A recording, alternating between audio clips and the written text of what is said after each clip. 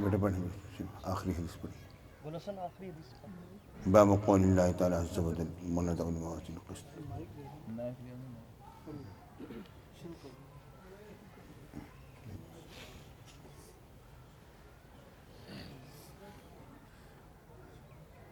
يوزن وقال مجاهد القسطاس العدل بالرومية ويقال القسط مصدر المقسط وهو العادل وأما القاسط وهو الجائر. حدثنا أحمد بن إشكاب قال حدثنا محمد بن فضيل عن عمارة بن القعقاع عن أبي زرعة عن أبي هريرة رضي الله تعالى عنه قال النبي صلى الله عليه وسلم كلمتان حبيبتان إلى الرحمن خفيفتان على اللسان ثقيلتان في الميزان سبحان الله وبحمده سبحان الله العظيم. سبحان الله العظيم. اللهم صل على سيدنا مولانا محمد وعلى آل سيدنا مولانا محمد. قل الله بحيلك يا رسول الله يا رسول الله يا محمد يا سيدي الشيخ القادر الى شريك الله يا محمد يا سيدي الشيخ القادر الى بسم اللہ الرحمن الرحیم. الحمدللہ آج ہم اپنی اس عظیم الشان جامعہ دارالارقم میں موجود ہیں اور یہاں آ کر ابھی باہر ہی تھا تو طبیعت پر انبساط طاری ہوا کہ الحمدللہ سنیوں کا ایک عظیم الشان جامعہ یہاں موجود ہے. دیکھ کر طبیعت خوش ہوئی. یہاں پر حضرت اللہ محمد یعقوب صاحب جو بانی جامعہ ہیں ان کے صاحبزادے علامہ خلیل الرحمن صاحب ان سے ملاقات ہوئی. دیگر اور علماء کرام سے حضرت پیر خلیل الرحمن شاہ صاحب اللہ کی تو ظاہر ہے اور دیگر اور یہاں کے علماء کرام اور مشائخ الزام کی زیارت نصیب ہوئی. طبیعت خوش ہوئی اور ماحول دیکھ کر اور طلباء کا انداز دیکھ کر طبیعت پر انبساط طاری ہوا کہ ہمارے کاش کے تمام جامعات اور تمام کا ماحول اسی انداز کا ہو جس طرح میں اب دیکھ رہا ہوں. اللہ رب العالمین ہمارے اس جامعہ کو آباد رکھے شاد رکھے. یہاں کے ماشاءاللہ مدرسین موجود ہیں. الحمدللہ جب حاضری ہوئی یہاں پر اور ان سب کی زیارت ہوئی بہت خوشی ہوئی اور میرے آقا حضور علیہ السلام کی حدیث پاک بخاری شریف حدیث پاک کی کتاب عظیم الشان کتاب کتاب اللہ ہے. کوئی شبہ نہیں اس میں.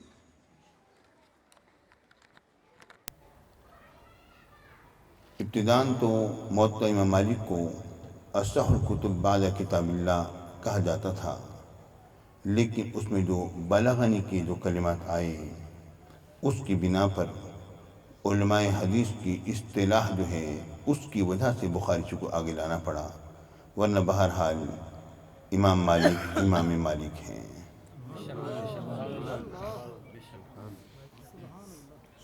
مگر امام بخاری نے بھی یہاں پر پڑھاتے دو مرتبہ تو میرے ذہن میں ہے. ایک مرتبہ فرمایا بلغنا اور ایک مرتبہ فرمایا بلغنی.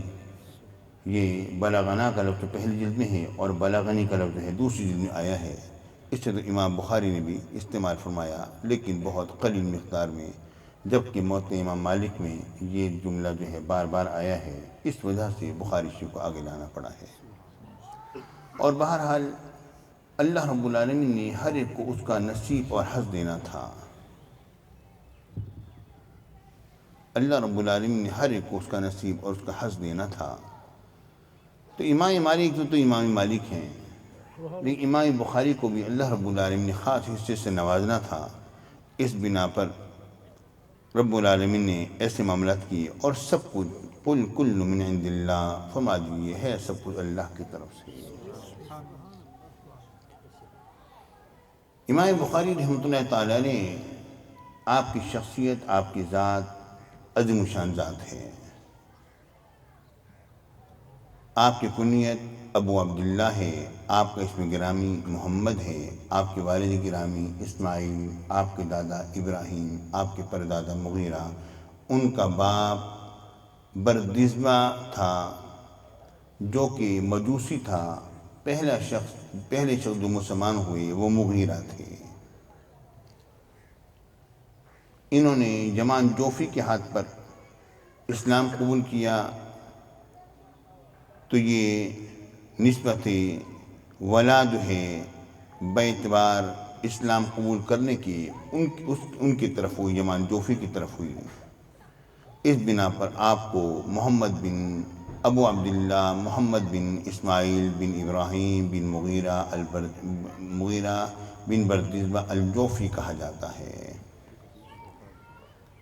امام بخاری رحمۃ اللہ تعالی علیہ آپ ماوراء النہر کے شہر بخارا میں 13 شوال مکرم 194 ہجری میں آپ کی ولادت باسعادت ہوتی ہے، اور جمعے کے دن بعد نماز عصر آپ کی پیدائش ہوئی۔ جمعۃ المبارک کے دن میرے آقا حضور علیہ السلام نے فرمایا، بخاری شریف حدیث پاک میں آتا ہے، میرے آقا نے فرمایا جمعۃ المبارک کے دن میں ایک ایسا لمحہ آتا ہے جو قبولیت کا لمحہ ہوتا ہے، اور اس پر علماء اس طرف گئے کہ وہ بعد نماز عصر آتا ہے، اور وہ لمحہ کتنی دیر کے لیے ہوتا ہے۔ سیدنا شیخ عبدالعزیز دباغ رحمۃ اللہ تعالی علیہ نے الابریز میں تحریر فرمایا، آپ فرماتے ہیں وہ لمحہ صرف اتنی سی دیر کے لیے آتا ہے جس وقت جس طرح کے کوئی شخص رکوع کرے تو اچھی طرح رکوع کر لے، اور سجدہ کرے تو اچھی طرح سجدہ کر لے، اتنی سی دیر کے لیے وہ لمحہ آتا ہے ہر جمعۃ المبارک کے دن میں۔ جب یہ سوال کیا گیا کہ آپ نے یہ کیسے قول کر لیا کہ عصر کی نماز کے بعد وہ لمحہ آتا ہے، تو اس کا جواب یہ دیا گیا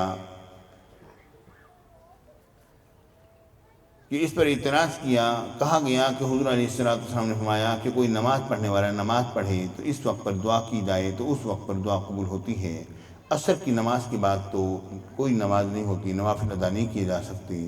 انہوں نے فرمایا کہ میرے آقا حضور علیہ السلام نے فرمایا من کان فی انتظار الصلاۃ کان فی الصلاۃ، جو نماز کے انتظار میں ہے وہ نماز میں ہے۔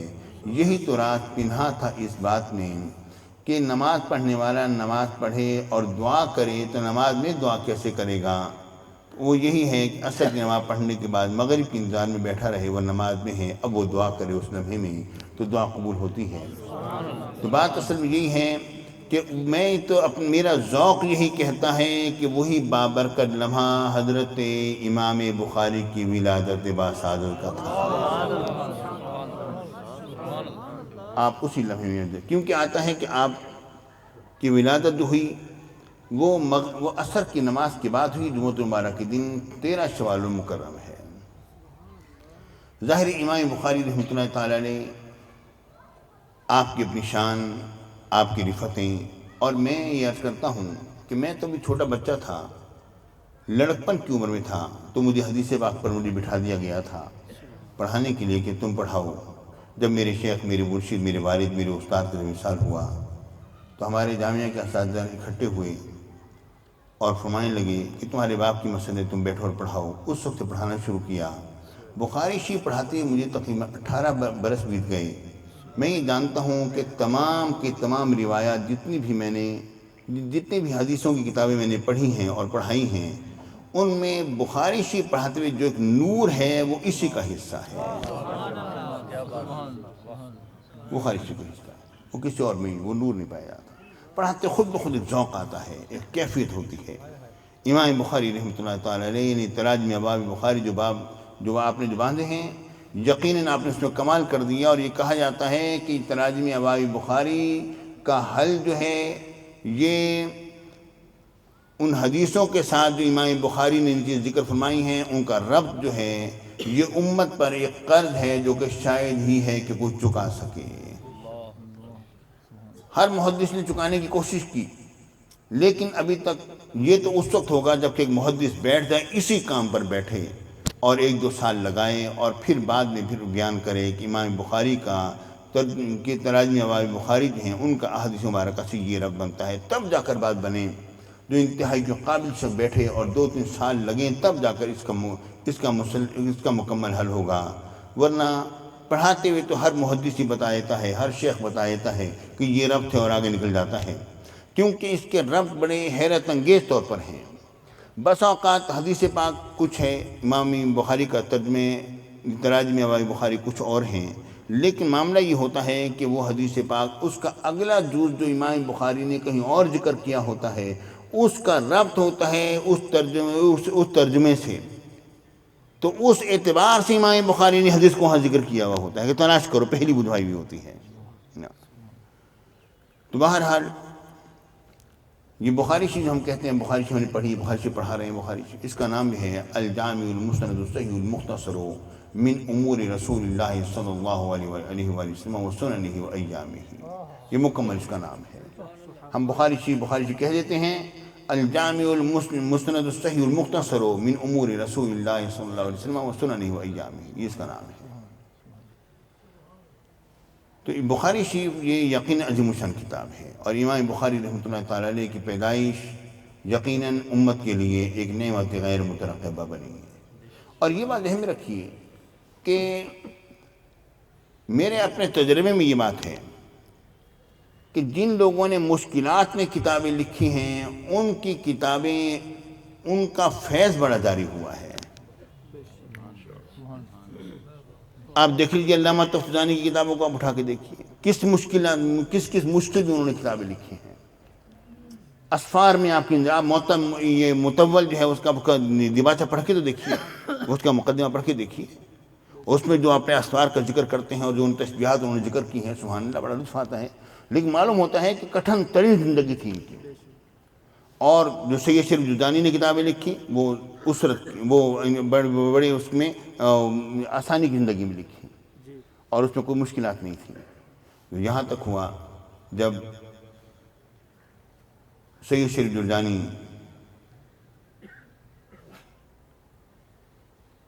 علامہ تفتزانی کے پاس آئے، علامہ تفتزانی اس بادشاہ کے مقربین میں سے تھے، انہوں نے کہا کہ میں بڑا تیر انداز ہوں، ذرا مجھے لے کر چلیے بادشاہ کے پاس، میں ایسے تیر چلاتا ہوں میرا تیر کبھی خطا نہیں جاتا۔ انہوں نے کہا کہ اچھا، ہاں جی چلیے۔ اب وہاں پر لے گئے بادشاہ کے دربار میں، علامہ تفتزانی سید شریف جرجانی کو لے کر گئے۔ وہ ان سے عمر میں کافی چھوٹے تھے۔ جب لے کر گئے بادشاہ کے دربار میں پیش کیا تو بادشاہ سلامت سے انہوں نے کہا کہ معاملہ ایسا ہے۔ انہوں نے کہا ٹھیک ہے جی، تو تیر پیش کیجیے، چلائیے۔ انہوں نے بغل سے کتاب نکالی، پڑھنا شروع کی اطول، اس متول پر اعتراضات تھے۔ اب ایک تیر چل رہا ہے، دوسرا تیر چل رہا ہے، تیسرا تیر چل رہا ہے۔ انہوں نے کہا جوابات دیجیے۔ تو بعض وقت یقیناً اشتہارات یہ تمثیلیہ کے اندر انہوں نے کچھ ایسے اعتراضات تھے جو کہ قابل توجہ تھے علامہ تفتزانی سے جو کہ انہوں نے بولا تھا ان پر۔ جب سید شریف جرجانی جو ہیں وہ اپنی چھت کی لپائی کر رہے تھے اور نیچے علامہ تفتزانی چھت کی لپائی کر رہے تھے اور نیچے سے سید شریف جرجانی گزرے تو چھوٹے بچے تھے، تو گارا جو ہے وہ وہاں سے اڑا اور سید شریف جرجانی کے رخسار پر آیا، تو علامہ تفتزانی نے وہیں پر کہا یا لیتنی کنت ترابا۔ تو جیسے انہوں نے یہ کہا تو سید شریف جرجانی نے فوراً جواب دیا فیقول الکافر یا لیتنی کنت ترابا، کاش کہ میں مٹی ہوتا۔ ان کا وہ یقین کافر کہیں گے کہ ہمیں کرو کاش کہ میں مٹی ہوتا۔ بہر یہ نہیں چپ کر شروع سے چلتی چلی آ رہی تھی، بعض علماء نے اس طرف بھی گئے ہیں۔ بہرحال تو بخاری شریف، اس کا نور، اس کی فضیلت، سبحان اللہ۔ امام بخاری رحمۃ اللہ تعالیٰ علیہ ابھی بچپنے میں تھے۔ اچھا یہ فرمائیں کتنے بجے ختم کرنا ہے؟ خود مجھے فرما دیں۔ نہیں مجھے فرما دیں، کیونکہ میں تو تیاری کر کے تو ہم نہیں آتے۔ ہم نے یہ ایک دفعہ بچپن میں کہیں لکھی تھی اور کیا وہی کتاب سامنے رکھ لیتے ہیں، لیکن اس کا یہ تو ویسے 2 بجے تک تقریباً آپ کا ٹائم 1:38 ہو گئے، 38 منٹ۔ چلیں اب آپ دیکھیے، چلیں ٹھیک، اسی حساب سے بولتے ہیں، ٹھیک ہے۔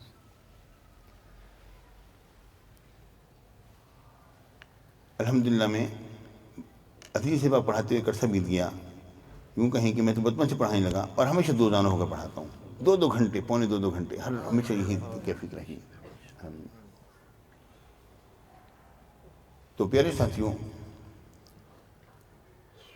امام بخاری رحمۃ اللہ تعالیٰ نے آپ کا لقب امیر المومنین فی الحدیث ہے، ناشر الاحادیث النبویہ، موارث موارث الاحادیث نبویہ یہ آپ کے القاب میں سے ہیں، امیر المومنین بھی آپ کے القاب میں سے ہیں۔ تو امام بخاری رحمۃ اللہ تعالیٰ علیہ بچے تھے، آپ کی آنکھوں کی بینائی جاتی رہی، آپ کی والدہ نے بڑا گریہ کیا، یہاں تک کہ گریہ جب اپنی انتہا پر پہنچا اور رب کی بارگاہ میں دعائی جب آپ کی جب پہنچی تو سیدنا ابراہیم علیہ السلام کی زیارت نصیب کی۔ انہوں نے فرمایا کہ اللہ تعالیٰ نے آپ کی دعا کو قبول فرما لیا ہے اور آپ کے بیٹے کی آنکھوں کو درست کر دیا ہے۔ تو امام بخاری جب صبح جب اٹھے تو آنکھیں درست تھیں، اور پھر نگاہ پھر اتنی تیز تھی امام بخاری کی، ہمیشہ تیز رہی۔ درمیان میں ایک واقعہ ہوا تھوڑا سا، لیکن پھر دوبارہ درست ہو گئی۔ تو ایسی تیز نگاہ تھی کہ آپ نے تراجم ابواب بخاری جو ہیں وہ میرے آقا حضور علیہ السلام کی قبر انور شریف اور آقا کی منبر پاک کے درمیان میں بیٹھ کر چاندنی رات میں تحریر فرمائے۔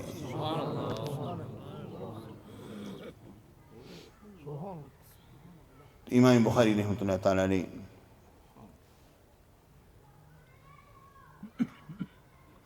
آپ کی شان محدثین میں ممتاز ہے، اور امام مسلم جو امام بخاری کی عظیم شان تلامذہ میں سے ہیں، اور وہ یہ کہنے والے ہیں کہ جب انہوں نے ایک حدیث پاک امام بخاری کے سامنے پیش کی اور پیش کرتے انہوں نے کہا کہ حضور کیسی بہترین سند ہے، امام بخاری نے کہا لیکنہ معلل، لیکن یہ اس میں علت قادحہ ہے۔ تو امام مسلم نے کہا حضور بیان فرمائی علت قادحہ کون سی ہے اس کے اندر؟ بعض خفیہ ہوتی ہیں، بعض ظاہرہ ہوتی ہیں علت قادحہ۔ تو امام بخاری نے یہ کیا کہ اسی متن کی ایک نئی سند بنا کر پیش کی، صحیح نئی سند کے ساتھ اس حدیث پاک کو پیش کیا۔ تو محدث کی بولی کو جانتا ہے، تو وہ سمجھ گیا کہ علت قادحہ کیا ہے۔ تو انہوں نے پھر امام بخاری سے انہوں نے کہا کہ دانی حتی اقبل رجلیک، حضور مجھے اجازت دیجیے میں آپ کے قدموں کو چوموں۔ آپ غور کریں کہ اگر قدموں کو چومنا اگر اتنا ہی ناجائز ہوتا اور اتنا ہی ناپسندیدہ کام ہوتا جتنا کہ شمار کیا گیا ہے تو امام مسلم کبھی بھی امام بخاری سے یہ جملہ نہ بولتے۔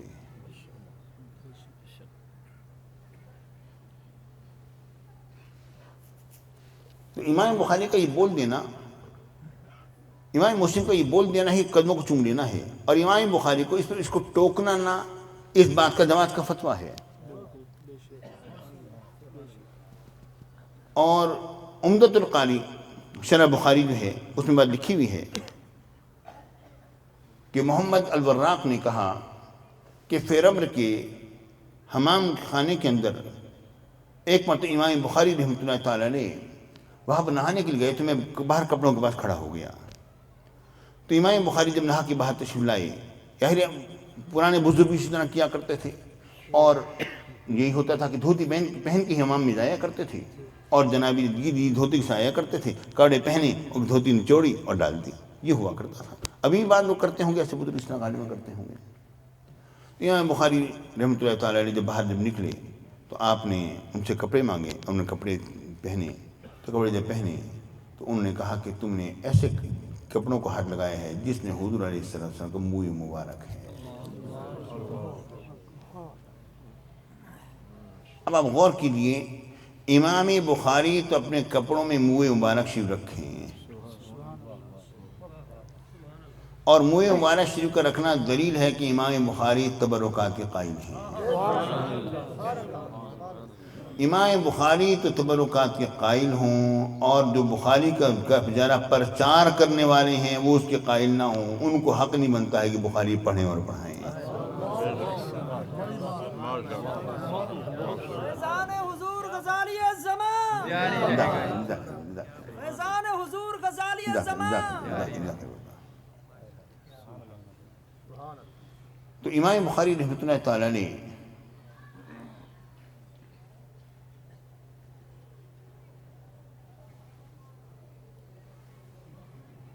آپ کی شان محدثین میں اسی طرح ہے جس طرح کہ ستاروں میں چاند ہوتا ہے۔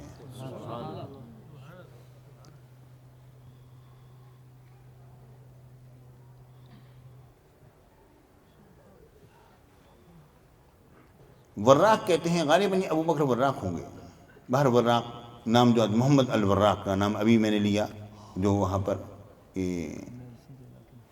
نہیں وہ تو ہاں سید حضرت محمد ابو بکر وراق رضی اللہ تعالیٰ عنہ وہی معلوم ہوتے ہیں، پتہ نہیں کوئی اور ہوں گے، کیونکہ نام آتے آتے بدل جاتے ہیں نا. کیونکہ ابو بکر وراق رضی اللہ تعالیٰ عنہ جو ان کا اس میں گرامی، تو یہ اپنے انہوں نے اپنی کتاب کے اندر تحریر فرمایا ہے. حضرت ابن عربی رضی اللہ تعالیٰ عنہ نے فرمایا کہ میلسی جو ملتان کی شہری جگہ ہے وہاں پر ابو بکر وراق ہوتے ہیں، اور ان کا مدار وہاں پر ہے ان کی قبر میں. تو حضرت وراق فرماتے ہیں کہ میں نے ایک مرتبہ خواب میں دیکھا کہ امام بخاری رسول اللہ علیہ وسلم کے پیچھے پیچھے چل رہے ہیں، اور جہاں پر میرا آقا کا قدم اٹھتا ہے وہیں پر ان کا قدم رکھتے ہیں. تو سمجھ گیا میں کہ یہ وہ ہستی ہیں جو کہ حضور علیہ السلام کے بالکل عین مطابق چل رہے ہیں. پیچھے پیچھے چلنا اور ہوتا ہے، لیکن سیدنا داتا گنج بخاری حجوری رحمۃ اللہ تعالیٰ علیہ فرماتے ہیں کہ جب میں حضرت بلال رضی اللہ تعالیٰ کے مزار پاک میں دمشق میں جب میں موجود تھا، تو وہاں پر میں جب سویا تو میری قسمت بیدار ہوئی، اور میں نے خواب میں دیکھا کہ حضور علیہ السلام تشریف لائے، اور میرے آقا کے ساتھ ایک بوڑھے شخص ہیں جو کہ چپٹ کے اور چل رہے ہیں، اور میرے گھسٹتے جا رہے ہیں، میرے آقا کو لے کر چل رہے ہیں. تو میرے دل میں خیال آیا یہ کون ہے؟ تو حضور علیہ السلام نے فرمایا کہ یہ تمہارے امام ہیں ابو حنیفہ. تو حضرت دادا گنج علی حجوری رحمۃ اللہ تعالیٰ فرماتے ہیں اس وقت میں سمجھ گیا، کشف المحجوب میں واقعہ لکھا ہوا ہے، اور اس وقت میں سمجھ گیا کہ ہمارے امام وہ ہیں جو ان کا قدم خود سے نہیں اٹھتا، حضور گھسیٹ کے لے کر جا رہے ہیں. حضور کے پیچھے پیچھے چلنا اور بات ہے، اور حضور کا خود چلانا اور بات ہوتی ہے.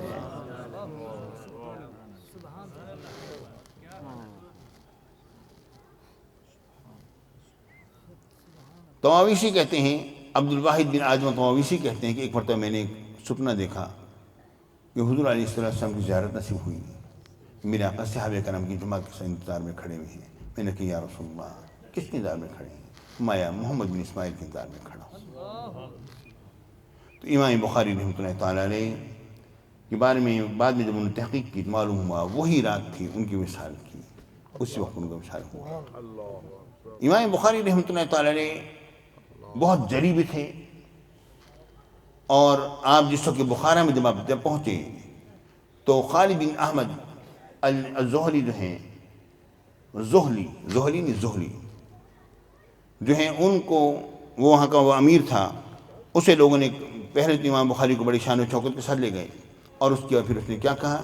اس نے کہا جی بات یہ ہے، لوگوں نے بہکایا، کہنے لگے بات یہ ہے کہ آپ آ کے میرے بچے کو ادھر پڑھا دیا کریں.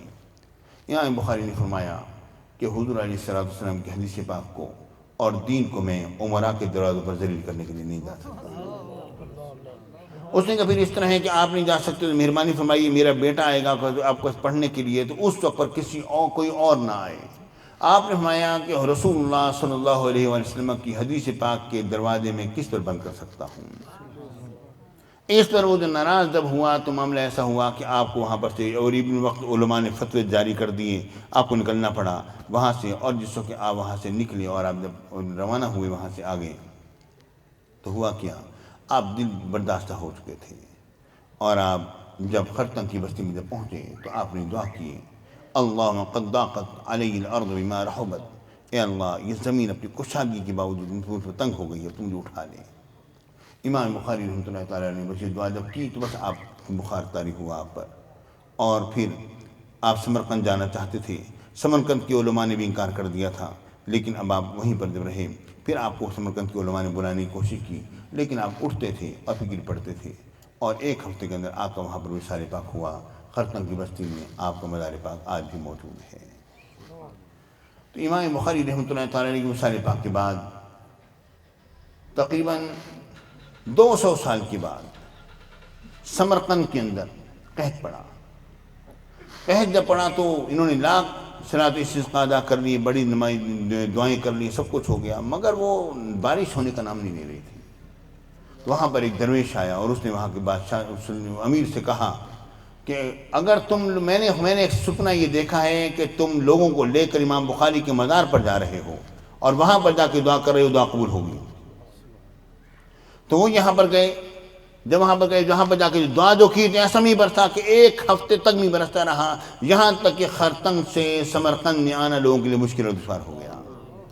یعنی مزارات پر جا کر دعا کرنا یہ کیا ہے؟ یہ طریقہ اسلاف کا رہا ہے، ہمارا اور آپ کا نہیں ہے۔ بہر امام بخاری رحمۃ اللہ تعالیٰ علیہ، بہرحال آپ کی باب قول اللہ تعالیٰ عز و جل، یہ باب ہے اللہ تعالیٰ عز و جل فرمائے علی کے بارے میں، وَنَضَعُ الْمَوَازِينَ الْقِسْطَ لِيَوْمِ الْقِيَامَةِ، کہ ہم قیامت کے روز میں عدل کو ثابت کرنے کے لیے ہم ترازوں کو رکھیں گے، عدل کو ثابت کرنے کے لیے، عدل کو قائم کرنے کے لیے، عدل کو حجت بناتے ہوئے۔ اللہ رب العالمین کو ثابت کرنے کی کیا ضرورت ہے؟ ہاں، رب العالمین کو ضرورت نہیں، لیکن بسا اوقات ایسے واقعات پیش آئیں گے جہاں پر کہ عدل کو واضح فرمائے گا رب العالمین۔ وہ حدیث رمان جو ہے، مشہور حدیث ہے، جو کہ مستدرک الحاکم کے اندر بڑی تفصیل سے موجود ہے۔ میرے آقا حضور علیہ السلام نے فرمایا کہ جبریل امین میرے پاس آئے اور انہوں نے آ کے مجھے کہا کہ یا رسول اللہ، سمندر کے اندر ایک چھوٹی سی پہاڑی جس کے اندر اس کے ہر طرف کھارا پانی، اس کے اندر رب العالمین نے اپنی قدرت سے میٹھے پانی کا چشمہ جاری فرمایا، اور وہاں پر ایک شخص جس نے 500 سال اس نے عبادت کی رب العالمین کی، اور وہاں پر اس میٹھے پانی کے چشمے سے ایک انار کا درخت اگا اور وہ ہر روز اس انار کو کھاتا اور رب کی عبادت کرتا۔ 500 سال کے بعد جب اس کا آخری وقت آنے لگا، رب کی بارگاہ میں اس نے ایک عجیب و غریب خواہش پیش کی، یا اللہ اے میرے پروردگار، جب میں مروں تو میں نے تیرے سجدے بڑے کیے، مجھے بڑا لطف آیا ہے، اسی کیفیت کے اندر میں مروں اور قیامت تک میرا جسم خراب نہ ہو، اسی کیفیت میں رہے، اٹھوں تو اسی کیفیت میں اٹھوں۔ رب العالمین نے اس کی دعا کو قبول فرمایا اور قیامت کے دن وہ اٹھے گا اسی کیفیت میں، یا رسول اللہ، ہم آتے جاتے اس کو دیکھتے ہیں سجدے میں پڑا ہوا ہے۔ پھر میرے آقا حضور علیہ السلام نے فرمایا کہ قیامت کے دن جب وہ رب کی بارگاہ میں لایا جائے گا تو رب العالمین فرمائے گا ادخلوہ برحمتی، اس کو میری رحمت کے سبب جنت میں داخل کر دو۔ تو وہ کہے گا اللہم بعملی، یا اللہ میرے عمل کی وجہ سے۔ رب فرمائے گا ادخلوہ برحمتی، میری رحمت کے سبب سے۔ پھر عرض کرے گا بعملی، یا اللہ میرے عمل کے ذریعے سے۔ رب العالمین تیسرے مرتبہ پھر فرمائے گا ادخلوہ برحمتی۔ جب یہ بات ہوئی اس موقع پر میرے آقا حضور علیہ السلام نے فرمایا، جو تیسری مرتبہ بات ہو جائے گی پھر رب فرمائے گا اچھا ٹھیک ہے، اب پھر عدل ہوگا، اب اس کی 500 سال کی عبادت لے آؤ اور اس کی ایک آنکھ کو ترازو کے پلڑے میں رکھو۔ جب رکھا جائے گا تو اس آنکھ کا پلڑا جو ہے بھاری ہو جائے گا۔ رب فرمائے گا ابھی تک تو نے میری ایک نعمت کی بھی اس کا بھی تو نے حق ادا نہیں کیا۔ تو پھر وہ رب کی بارگاہ میں التجا کرے گا، یا اللہ اپنی رحمت کے سبب بھیج دے۔ مطلب یہ ہے کہ لوگوں پر حجت قائم کرنے کے لیے رب العالمین ایسے معاملات کرے گا وہاں پر، اور اس پر بے شمار اور بھی واقعات اور احادیث سے اس پر دلیل قائم کی جا سکتی ہے۔ اور امام بخاری نے فرمایا بنی آدم کے اعمال اور ان کے اقوال جو ہیں ان کا وزن کیا جائے گا۔ یہ اصل میں رد ہے معتزلہ کا۔ معتزلہ کہتے ہیں اعمال جو ہیں وہ آراز کے قبیل ہیں اور آراز کا وزن نہیں ہوتا ہے۔ تو اس بارے میں ہم یہی آج کل تو آپ کو سمجھنا کوئی مشکل بات رہی نہیں ہے کہ ہر چیز کو جو بھی عرض ہے اس کو آپ تول سکتے ہیں۔ آواز کے تولنے کا بھی وزن کے بھی پیمانے آ چکے ہیں، آواز کو تولا جا سکتا ہے، ہر چیز ہر عرض کو آپ تول سکتے ہیں جو بھی آراز ہیں۔ اور یہ شعائیں جو آپ پر پڑتے ہیں یہ بھی فوٹونز میں بدل جاتی ہیں، اور وہ جناب علی وہ بھی ایک جسم رکھتی ہیں، سورج کی شعائیں جو ہے روشنی جو ہے وہ بھی جن کے اندر کنورٹ ہو جاتی ہے، تبدیل ہو جاتی ہے۔ تو بہرحال امام بخاری رحمۃ اللہ تعالیٰ علیہ نے آراز کے معتزلہ کا رد کرتے ہوئے یہ جملہ فرمایا بنی آدم کے اعمال اور ان کے اقوال ان کا قول جو ہے ان کا وزن کیا جائے گا۔ اور امام مجاہد نے فرمایا القسطاس والعدل بالرومیہ، قسطاس کا لفظ ہے یہ عدل کے معنی میں ہے رومی لغت میں۔ اب رومی لغت میں قرآن مجید جو ہے وہ تو عربی زبان میں آیا، تو یہ القسطاس تو القسط سے قسطاس بنایا، اور قسطاس قرآن مجید میں آیا بدر من القسطاس مستقیم وہ آیا۔ اس امام بخاری کی عادت یہ ہے کہ بسا اوقات تو یہ ایک پڑھانے والا ایک پریشانی میں آ جاتا ہے کہ ایک بخاری شریف کے آدھے صفحے کے اندر امام بخاری ایک ایک لفظ کو اس طرح پیش کرتے ہیں کہ اگر محدث اگر صحیح طرح پڑھانے بیٹھے تو 3 دن تو صرف ایک صفحے پر لگ جائیں، آدھے صفحے پر لگ جائیں۔ تو یہاں پر یہ امام بخاری وہی کام دکھایا، قسط آیا وہاں سے قسطاس نکالا، اور قسطاس کے بعد امام مجاہد کا قول پیش کر دیا۔ امام مجاہد نے حضرت عبداللہ بن عباس رضی اللہ تعالی عنہ کے شاگرد رشید ہیں، اور یہ عظیم الشان عالم، یہاں تک کہ ان کے بارے میں کہا جاتا ہے جب کوئی ان کو دیکھے تو دیکھنے کے بعد یہ گمان کرے گا کہ ایک ایسا شخص کھڑا ہے جس کا گدھا گم ہو گیا ہے، لیکن جب گفتگو کریں تو حیران رہ جائے گا کیا حکمت کی ہیں، کیوں آمیز باتیں ہوتی ہیں ان کی۔ تو آپ نے فرمایا العدل بالرومیہ، عدل ہے رومی لغت میں۔ اب رومی لغت میں یہ قرآن مجید تو عربی لغت میں آیا، ہاں یہ رومی لغت میں ہے۔ وجہ کیا اس کی بات اس میں ہے، اس کو توافق اللغتین یا توافق اللغات سے تعبیر کیا جاتا ہے کہ قسطاس کا رومی لغت میں بھی آیا ہے، عربی لغت میں بھی آیا ہے۔ اس کے اور بھی کئی جوابات ہیں۔ یقال القسط مصدر المقسط، کہا جاتا ہے قسط جو ہے مقسط کا مصدر ہے، قسط جو ہے مقسط کا مصدر ہے۔ وہ العادل، اور وہ کس کے معنی میں ہے؟ وہ عادل کے معنی میں ہے۔ وَأَمَّا الْقَاسِطُ فَهُوَ الْجَائِرُ، قاسط جو ہے وہ جائر کے معنی میں ہے۔ یعنی امام بخاری یہاں پر یہ بات پیش کرنا چاہتے ہیں، قسط ایک ہے قسط اور ایک ہے قسط اصل میں۔ اس پر علماء نے دوسرے انداز میں کلام کیا، جو انداز میں نے اپنایا ہے اس وقت بیان کر رہا ہوں، یہ عام دوسری کتابوں میں میں نے نہیں پڑھا۔ ایک ہے قسط اور ایک ہے قسط۔ مقسط جو ہے وہ قسط سے بنا ہے، قسط سے نہیں بنا، جبکہ قاصد جو ہے وہ قسط سے بنا ہے۔ قسط کے معنی عدل کے ہوتے ہیں اور قسط کے معنی جور اور تجاوز کر جانے کے ہوتے ہیں۔ تو بہرحال فرماتے ہیں قسط جو ہے مقسط کا مصدر ہے، یعنی کہ حالانکہ اس کا مصدر تو اقساط ہے باب افعال سے، تو نئی مصدر کا مصدر ہی مصدر کہلاتا ہے۔ بعض علماء نے جب یہ فرق نہیں کیا، قسط اور قسط کا فرق نہیں کیا، تو وہ کہتے ہیں باب افعال کے اندر حمزہ جو ہے وہ سلب ماخذ کے لیے آیا ہے۔ بہرحال وہو العادل وَأَمَّا الْقَاسِطُ فَهُوَ الْجَائِرُ۔ ہمیں حدیث پاک بیان کی احمد بن اشکاب نے، انہوں نے کہا ہمیں حدیث پاک بیانی محمد بن فضیل نے، انہوں نے عمر بن قعقاع سے روایت کی، آپ نے ابو زرہ سے روایت کی، آپ نے سیدنا ابو ہریرہ رضی اللہ تعالیٰ سے روایت کی۔ اب اس بارے میں یہ ہے کہ سیدنا ابو ہریرہ رضی اللہ تعالیٰ عنہ سے حدیث پاک روایت کی جا رہی ہے، اور حضرت ابو ہریرہ رضی اللہ تعالیٰ عنہ جس نے امام بخاری نے اپنے وصال کی، اپنے موت کی تمنا کی اور کہا یا اللہ اے پروردگار یہ زمین اپنی کشادگی کے باوجود تنگ ہو گئی ہے، مجھے اب تو موت عطا فرما دے، تو اسی طرح حضرت ابو ہریرہ رضی اللہ تعالیٰ عنہ نے ایک مرتبہ عرض کیا تھا رب کی بارگاہ میں، عرض کیا تھا یا اللہ اے میرے رب، دعا کیا، بلکہ آپ دعا کیا کرتے تھے کہ میں پناہ مانگتا ہوں اللہ کی 60 سال کے سیرے سے اور امارت سبیان وراث 60 60 سال کے سیرے سے اور ان لڑکوں کی حکمرانی سے، یعنی یزید کی حکمرانی سے آپ نے پناہ مانگی۔ تو یزید کی حکمرانی سے پناہ مانگنے والے حضرت ابو ہریرہ رضی اللہ تعالیٰ عنہ ہیں۔ تو جو لوگ حضرت ابو ہریرہ رضی اللہ تعالیٰ عنہ کی حدیثیں روایت کرتے ہیں ان کو حق نہیں پہنچتا ہے کہ وہ یزید کی حامی بنے، جو یزید کی حامی بنتے ہیں ان کو حق نہیں پہنچتا ہے کہ حضرت ابو ہریرہ رضی اللہ تعالیٰ عنہ کی حدیثیں روایت کریں۔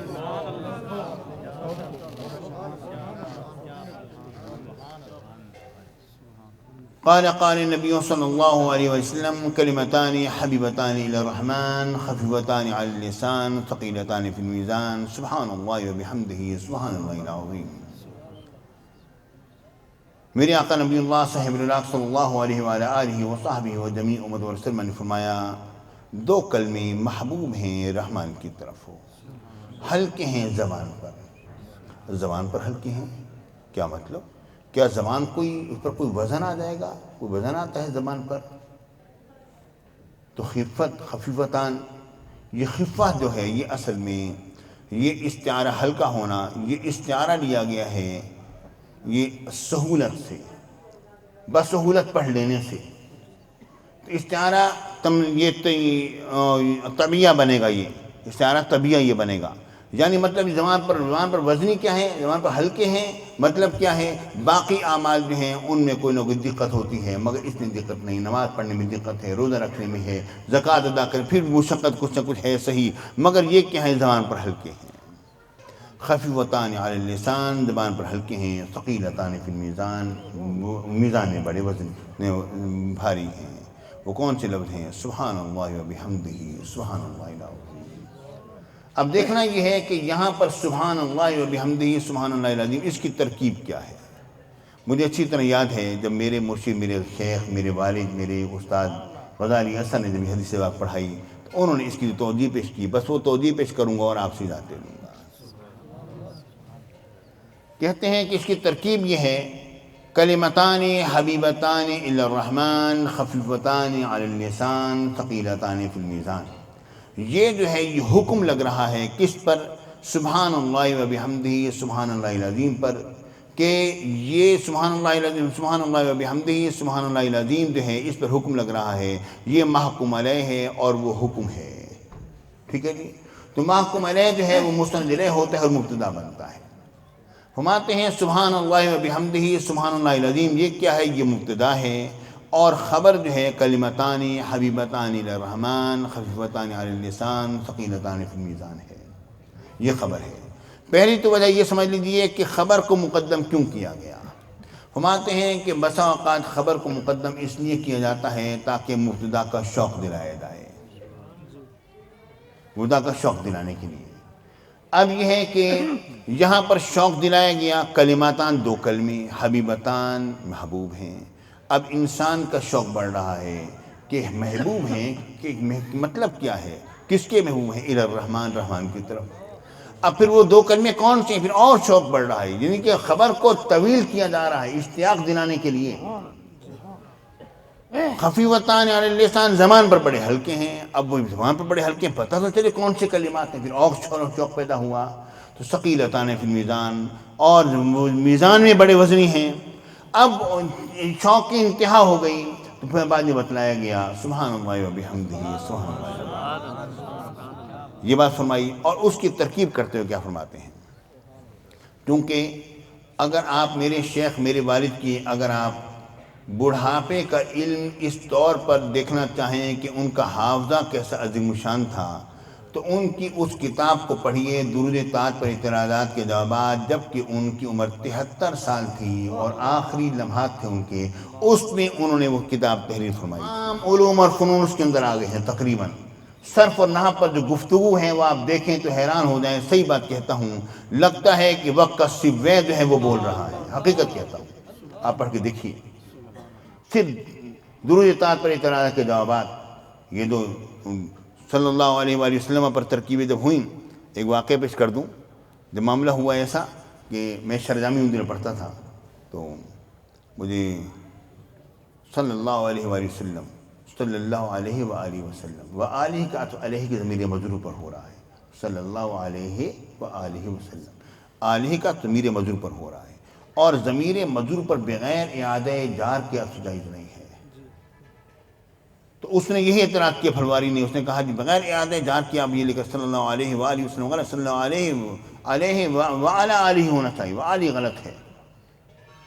جب اس نے یہ بات کہی تو میرے شیخ نے فرمایا، مجھے فرمایا بیٹا تم کیا کہتے ہو؟ کیونکہ میں ان دنوں یہ بلکہ عبدالغفور میں پڑھ رہا تھا، تو عبدالغفور میں اور تکمیل عبدالغفور استاد مولانا عبدالعزیز صاحب چشتی صاحب قبلہ سے، میں فرمایا بیٹا تم کیا کہتے ہو؟ میں نے کہا یہ بات یہ کتابوں میں اسی طرح لکھا ہوا ہے۔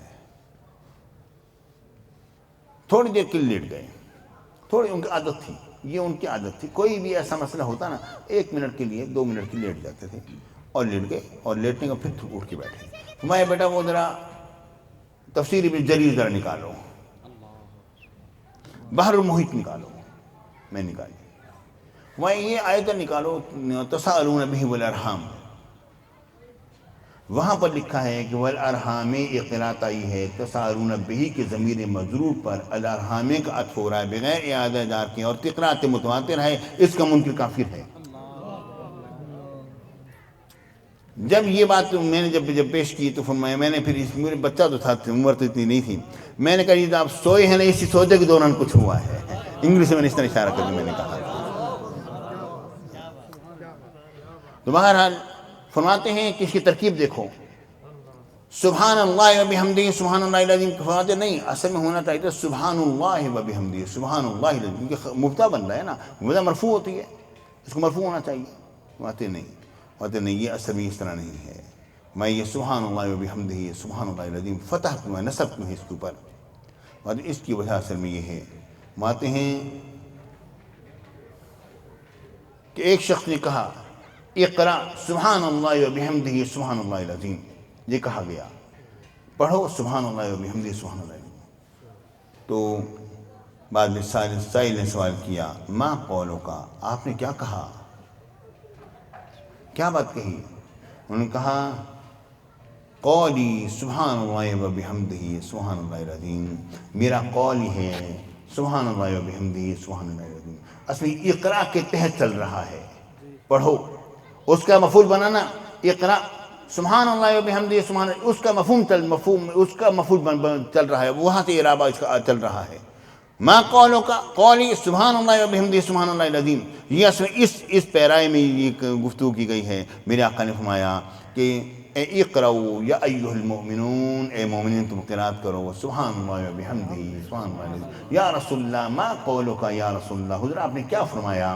کلمتان حبیبتان الی الرحمن خفیفتان علی اللسان ثقیلتان فی المیزان، سبحان اللہ و بحمدہ سبحان اللہ العظیم۔ داخل اللہ، اللہ رب العالمین ہم پر فضل و کرم فرمائے۔ 5 منٹ اوپر لیے، معاف معذرت چاہتا ہوں، اللہ تعالیٰ السلام علیکم۔